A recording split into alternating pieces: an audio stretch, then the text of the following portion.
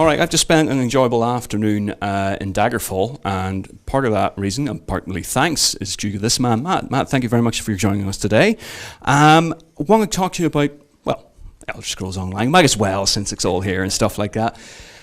What I wanted to know, because I'm coming from it from the point of view of someone that's not a huge not MMO fan, but it's a little bit complex for me to get into. Do you see this as an entry, a gateway for those people who perhaps haven't really got involved in the MMO space to get into the genre? Yeah, absolutely. We really view this as kind of a multiplayer Elder Scrolls game more than an MMO. I mean, you saw that today. You saw, very limited UI, very nice and clean, not a lot of bars, not a lot of information.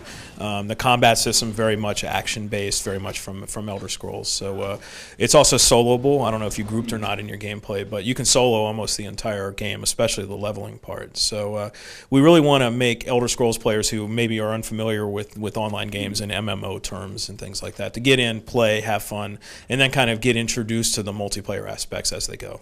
I was going to say, because one of the great things about Elder Scrolls is it's your world, it's your mission, it's your quest, it's your character.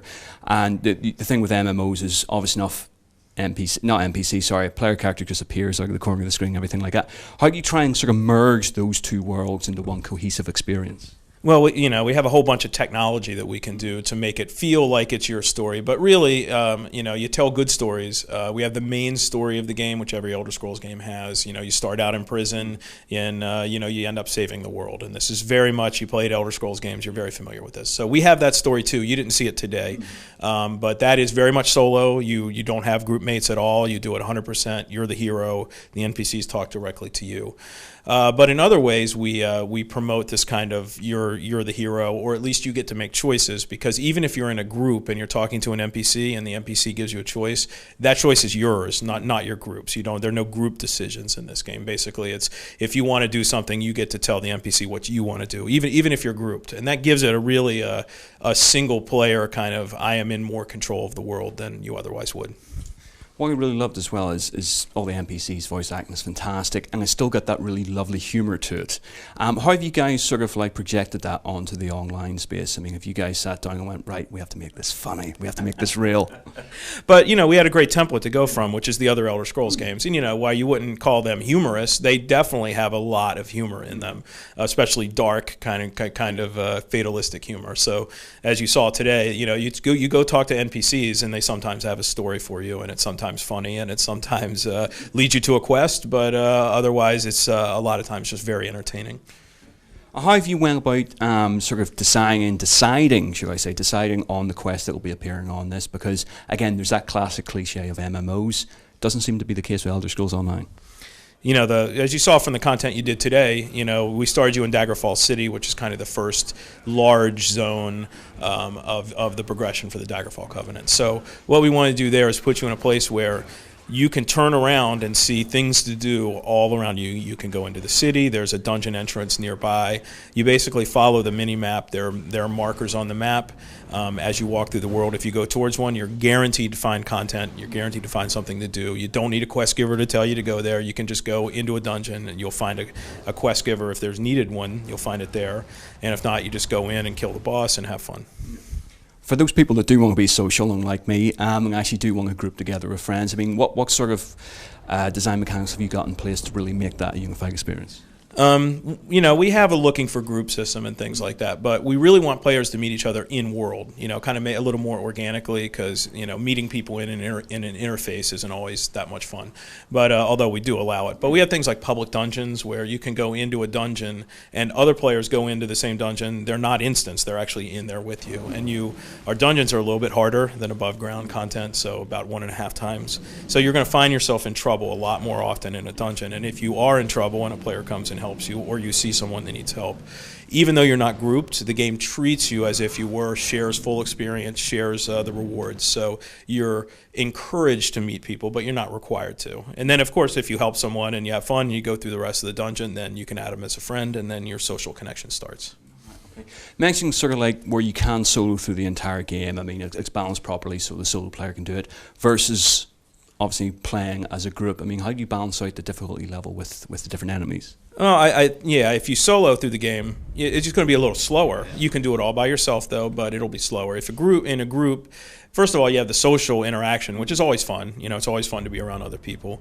But you'll go through it faster. There'll be less downtime because you'll probably have a healer in the group, or you won't take as much damage because there's 3 or 4 of you fighting together. But you'll definitely just go through it faster. Look at it that way. But solo certainly viable, just a little slower. And with the classes, have you sort of worked out how to balance them so they nicely benefit each other?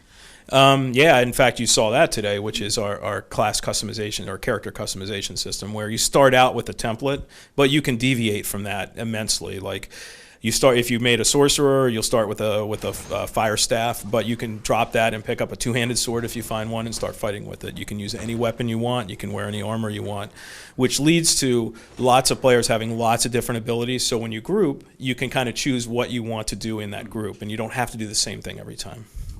Let's talk music, because the music was fantastic. Loved the score there. What sort of work have you guys done in this? I mean, what's the plans for it? We have a couple of different music tracks going. One, we have kind of an auto-generated one that kind of is moody in the background. We have the main score, which is kind of thematic to Elder Scrolls and plays throughout the loading screen process and things. So generally speaking, we want music to augment the experience and make sure that it feels kind of majestic when it needs to feel majestic, or kind of eerie and spooky when it needs to feel when you're in a dungeon and things like that. So very much sets the mood. With Elder Scrolls Online, obviously, if you, like you said, you are drawing upon the previous Elder Scroll games.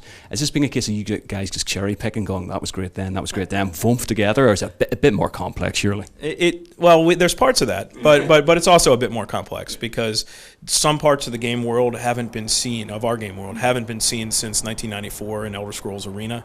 So that means we have to choose how we represent the older things, because that was 8-bit, 16-bit color days. Everything was flat. We have to make some artistic judgments there. But for Morrowind, Skyrim, Oblivion, Cyrodiil, all those places in the modern games, we have lots of rich art to pick from. Everyone knows what Morrowind looks like, so our Morrowind looks very similar, but updated to modern graphics. So it's actually a very big help to have all this lore, because we don't have to make so many decisions. A lot of these are made for us, and we can just pick what we want from there. Question we always ask any MMO developer. You're obviously very competitive marketplace. I mean, what are you guys putting in place to try and sort of go, look, we're top tier here, don't need anything else? Well, it sounds obvious, but the one thing we have for us is Elder Scrolls. And that's a trite answer, but it's making a promise. We're an Elder Scrolls, online RPG. If we deliver that, we're fine. And you saw today we have the elements in place. We have that action combat system, exploration-based content. So a lot of the things that will make an Elder Scrolls player feel at home when they sit down are already there. So that's the core of the system, and we'll work from there. Okay, and sort of wrapping up now. Where are you guys at the moment? What have you guys got left to do? Well, we're in beta right now, so we're working towards feature complete. We've been in beta for about 2 months. We're reacting somewhat to beta now, making sure things are polished. We'll be working on polish and balance and scaling for pretty much now for the next months. At some point you will actually get a break, right? We'll get what? A break. You'll get some time off, right? Someday. Someday soon, hopefully. Thank you very much indeed for talking to us. My pleasure. Thank you.